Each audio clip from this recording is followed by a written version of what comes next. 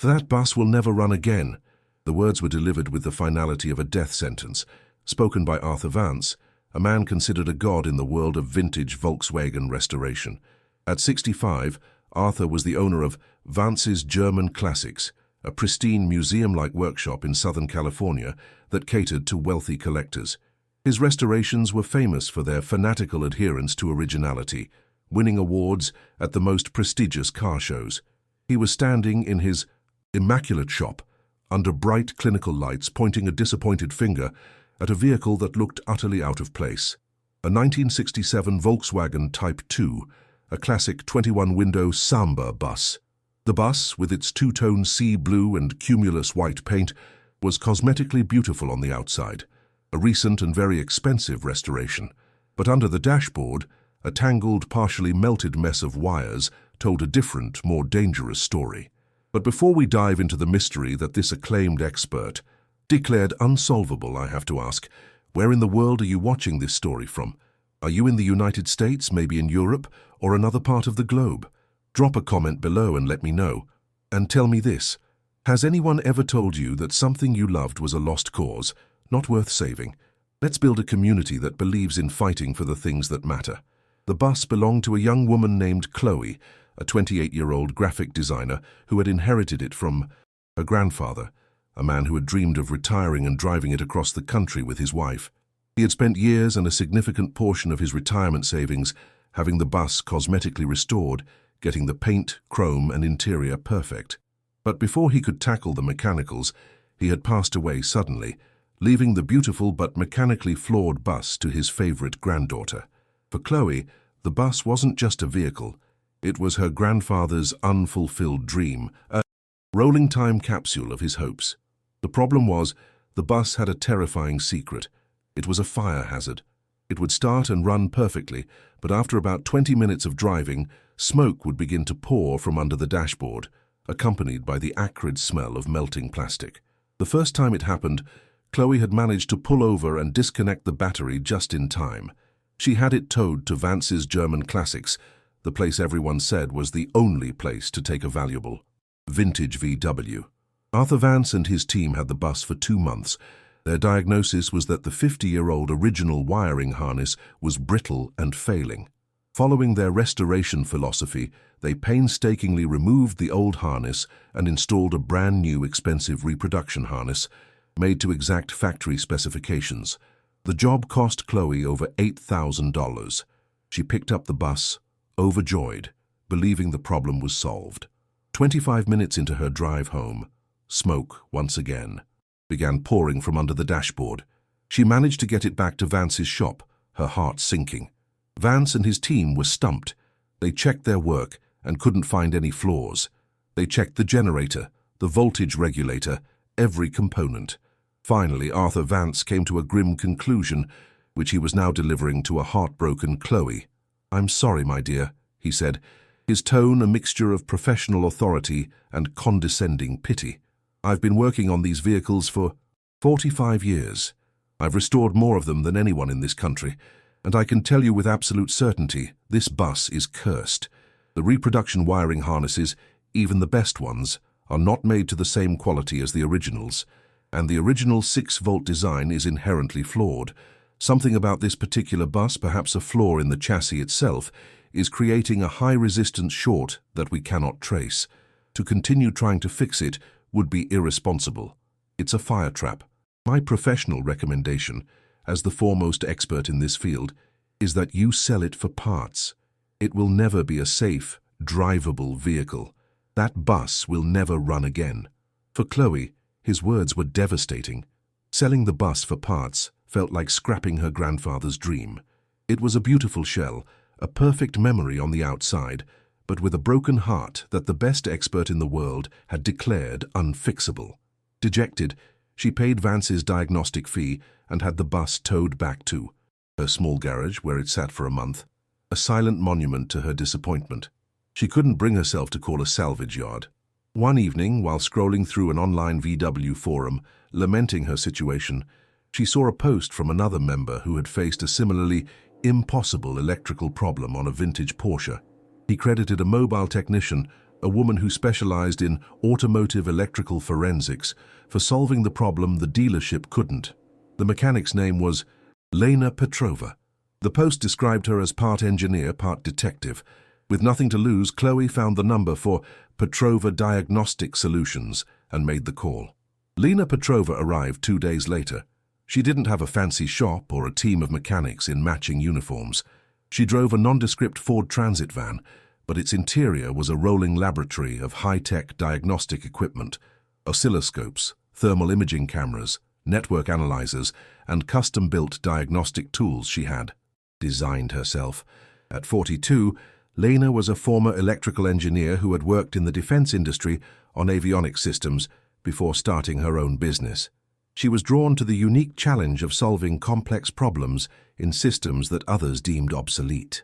She listened patiently as Chloe recounted the whole story, her grandfather's dream, the beautiful restoration, the recurring electrical fires, and the damning verdict from the famous Arthur Vance. Lena didn't scoff or make grand promises. She just nodded, her eyes scanning the bus with a calm, analytical gaze. "Mr. Vance is a brilliant restorationist," Lena said respectfully. "His work is beautiful, but he's an artist who works with original parts and factory schematics. I'm not an artist. I'm a diagnostician. I look at the system as it is, not as it's supposed to be. The problem isn't a curse, and it's probably not the new wiring harness. The problem is a single detail that everyone has missed. Let's find it." Chloe felt a flicker of hope for the first time in months. Lena's approach was completely different. She didn't even look at the melted wires at first. Instead, she started with a simple question. "Has anything in this bus been changed or added that isn't factory original?" Chloe thought for a moment. "My grandfather loved listening to baseball games while he worked on the bus. The original Sapphire radio didn't work well, so he had a slightly more modern but still vintage-looking radio installed a few years ago, that's it." Lena's eyes lit up with interest. "The radio," she said, more to herself than to Chloe. "It always starts with the radio. While a famous expert like Arthur Vance saw a non-original radio as a flaw, a deviation from perfection, Lena saw it as a clue. It was the only variable, the only piece of the puzzle that wasn't in the original factory blueprint." She climbed into the bus and turned her attention to the small chrome-faced radio mounted under the dash. It looked perfectly at home, but Lena knew that introducing any new electrical component into a 50-year-old system could have unintended consequences if not done perfectly. She asked Chloe to start the bus. The air-cooled engine chugged to life with its characteristic sound. Lena then turned on the radio. It worked perfectly. All the lights worked. The bus idled smoothly. There was no sign of any problem. "The problem only happens after driving for a while when things get hot, right?" Chloe confirmed. Lena nodded. "Okay, that's our second clue. It's a thermal intermittent fault. Something is failing only when it heats up and expands." This was a class of problem that was notoriously difficult to find, the kind that drove mechanics crazy. And it was the kind of problem Lena lived for. Lena's diagnostic process was a stark contrast to the part-swapping approach of the previous mechanics. She wasn't looking for a broken component. She was hunting for a faulty condition. With the engine still running, she pulled out a tool that looked like something from a science fiction movie, a high-resolution thermal imaging camera. She aimed it at the dashboard, and the world on her screen transformed into a heat map of vibrant colors. Most of the wiring under the dash glowed a cool blue, indicating normal operating temperature. "We're looking for a hotspot," she explained to Chloe, who was watching with fascination. "A high-resistance short will generate heat long before it generates smoke." She let the bus idle for 10 minutes, then 15. The engine warmed up. The heater channels began to glow a warm orange on her thermal camera, but the wiring remained cool. The problem wasn't appearing. Idling isn't enough. We need to simulate the conditions of driving, vibration and a higher electrical load. She asked Chloe to sit in the driver's seat and hold the engine's RPM at a steady 2500, mimicking a cruising speed. The vibration in the old bus increased. The generator began producing more current. Lena continued to scan the area under the dash with the thermal camera. 5 minutes passed, 10. Nothing. Chloe was starting to look discouraged. It seemed the problem was going to remain hidden. "Don't worry," Lena said reassuringly. "Ghosts don't like to come out when you're watching them. We just have to be more patient." After 20 minutes of holding the engine at a high idle, a tiny pinprick of yellow, then orange, then angry red appeared on Lena's thermal screen. It was deep behind the dashboard, almost directly behind the body of the radio Chloe's grandfather had installed. "There," Lena whispered. "Got you." The spot was rapidly growing hotter, glowing a bright, angry red on her screen. Within seconds, a tiny wisp of smoke, accompanied by the familiar, sickening smell of melting plastic, curled up from behind the dash. Chloe instinctively moved to shut off the engine, but Lena stopped her. "Leave it. I need to get a voltage reading while it's failing." With the engine still running and smoke beginning to trickle out, Lena moved with practiced speed. She grabbed her oscilloscope, a device that draws a picture of an electrical signal, and quickly attached probes to the main power wire feeding the fuse box. The normally clean straight line representing 6 volts on her screen was now a jagged, noisy mess, dropping erratically. The system was losing voltage, and the electrical noise indicated a serious, unstable short circuit. She shut off the engine. The immediate danger was over, but the hunt was not. She had located the where deep behind the radio, but she still needed to find the why. With the engine off, the hotspot began to cool, and the short disappeared. This was the crux of the problem. It only existed under a specific set of thermal and vibratory conditions. Now began the painstaking work of accessing the location. Getting to the wiring behind the dashboard of a VW bus is notoriously difficult. Lena spent the next hour carefully, removing the radio, the ashtray, the glove box liner, and the instrument cluster, meticulously labeling each wire and screw. Chloe watched, impressed by the surgical precision of her movements. Finally, with a maze of wires exposed, Lena used a dental mirror and a bright, flexible borescope camera to peer into the dark recesses behind the dash. And then she saw it. The problem wasn't the radio's wiring at all. The problem was the radio's mounting bracket. The radio, a slightly heavier unit than the original, had been secured to the dash with a sturdy, custom-made metal bracket. Over years of driving, the vibration of the engine had caused the sharp metal edge of this bracket to slowly, patiently, rub against a completely separate and unrelated wire, the main unfused power feed from the battery to the ignition switch. The damage was almost invisible to the naked eye. The bracket had worn away a tiny, millimeter-wide section of the wire's thick insulation. When the bus was cold, the wire and the bracket were not touching. But as the engine ran and the entire vehicle warmed up, the metal of the dashboard and the bracket expanded just enough, a fraction of a millimeter, to press the exposed edge of the bracket against the now bare copper of the main power wire. This created a high-resistance short to ground. It wasn't a dead short, which would have blown a fuse if it had been on a fused circuit. It was a dirty short, one that drew just enough current to cause the wire to overheat dramatically, which in turn melted the insulation on the adjacent wires in the new harness, creating the smoke and the fire hazard. The problem would disappear as soon as the bus cooled down and the metal contracted, breaking the connection. It was a perfect diabolical and intermittent failure.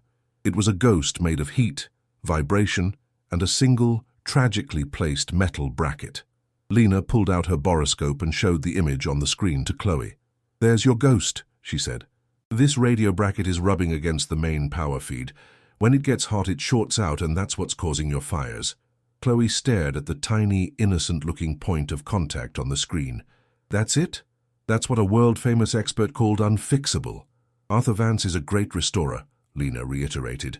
"He would have checked the wiring harness, the switches, the components, everything that's on the schematic. He was looking for a VW problem. But this," she pointed to the screen, "wasn't a VW problem. This was a radio installer problem from 10 years ago. You can't find a problem if you're not looking in the right place." The solution, like the problem, was deceptively simple.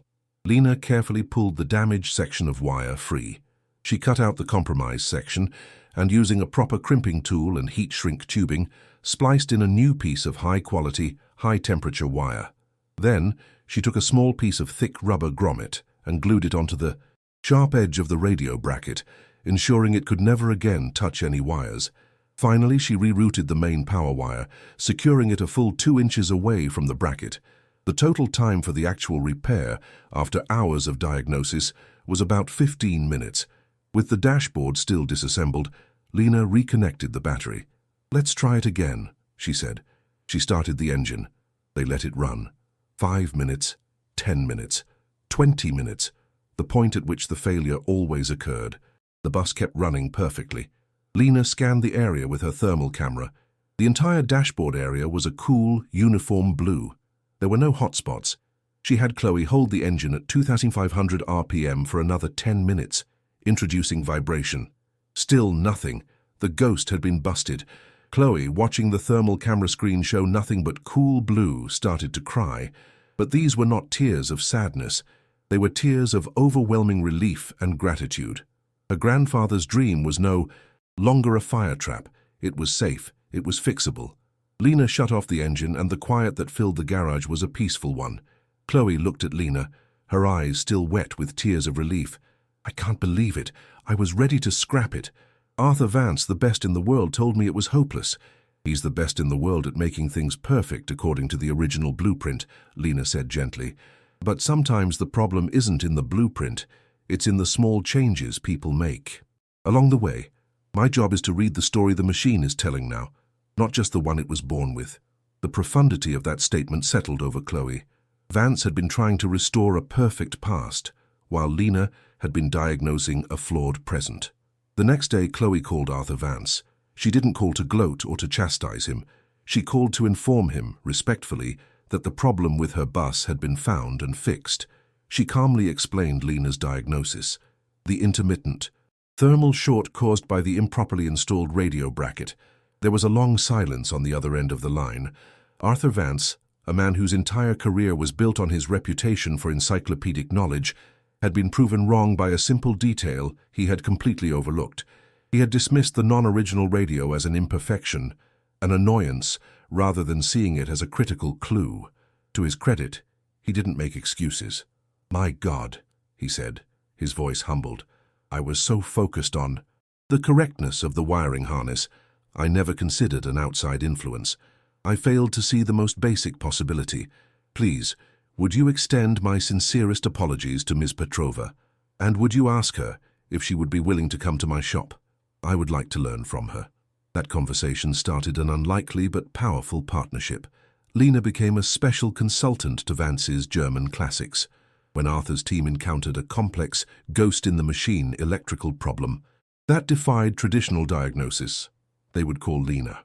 She would arrive with her thermal camera and her oscilloscope, and more often than not, she would find the simple, overlooked detail that was causing the complex failure. In return, Arthur's shop became the go-to place for Lena's clients who needed show-quality cosmetic restoration. They developed a deep mutual respect, the old-school artist of originality and the new-school diagnostician of complex systems. Arthur even started incorporating basic thermal imaging and system-level thinking into his own shop's diagnostic process, teaching his mechanics that sometimes you have to look beyond the factory manual. Chloe, overjoyed, hired Lena to complete the work on her grandfather's bus. The goal was no longer just to fix it, but to make it the perfect embodiment of her grandfather's dream, classic on the outside, but safe and reliable on the inside. Lena undertook a full resto-mod of the electrical system. She kept the original 6-volt architecture to maintain the bus's character, but she re-engineered it for modern reliability. She installed a hidden secondary fuse box to protect circuits that were originally unfused, like the ignition and lighting systems. She replaced the old mechanical voltage regulator with a modern solid-state unit for perfect voltage control. She regrounded every component in the bus, running new ground straps to ensure a clean electrical foundation.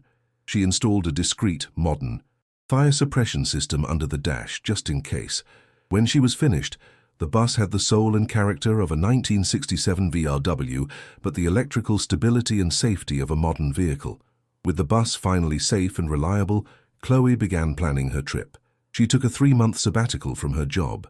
She mapped out a route that followed the one her grandfather had planned decades earlier, a winding journey through America's national parks, from the coast of California to the mountains of Montana, across the plains of South Dakota, and down to the bayous of Louisiana. The bus performed flawlessly. It chugged up mountain passes, cruised down scenic highways, and became her home on wheels. Along the way, she documented her journey on an Instagram account she named A Grandpa's Dream. She posted photos of the beautiful blue and white bus parked in front of stunning landscapes, the Grand Canyon, Yellowstone, Zion National Park. In every post, she told a small part of the story, about her grandfather, about the expert who told her to give up, and about the brilliant mechanic who saw the detail everyone else missed. The story resonated with thousands of people. The account grew from a few hundred followers to over 50,000. People were captivated by the story of a dream deferred and finally realized, of a classic vehicle saved from the scrapyard, and of the quiet triumph of meticulous, intelligent problem-solving over arrogant assumption. The bus became a minor celebrity. People would recognize it at gas stations and campgrounds and come over to hear the story. It became more than just a vehicle. It was a rolling parable about not giving up on the things and people you love. It was a testament to the idea that a lost cause is often just a problem waiting for the right person with the right perspective to come along. After her 3-month journey, Chloe returned home, a different person. The trip had not only fulfilled her grandfather's dream, but it had given her a new sense of purpose and confidence. She created a small side business designing prints and merchandise inspired by her journey and the bus, donating a portion of the profits to a scholarship fund for students entering the skilled trades, a fund she named in Lena Petrova's honor. Arthur Vance was the first person to make a major donation. The story of the 67 bus became a quiet legend in the car community, a story told around campfires at VW shows and in the comment sections of online forums. It wasn't a story about horsepower or speed. It was a story about heart and about the profound difference a single, observant mind can make. It was about how one person's refusal to accept an expert's verdict saved not just a machine, but a dream. So, as we come to the end of this story, I ask you one final time, where are you watching from? What is the unfixable thing in your life? The dream you were told to give up on? The project everyone said was a lost cause? Let me know in the comments below, because Chloe's story and Lena's skill prove that sometimes the experts are wrong. Sometimes the most complex and frightening problems have the simplest solutions, hidden in a detail that everyone else was too proud, too busy, or too short-sighted to see. Let's build a community that looks for those details, that refuses to give up, and that understands that a thing is only truly lost when we stop believing in it, together.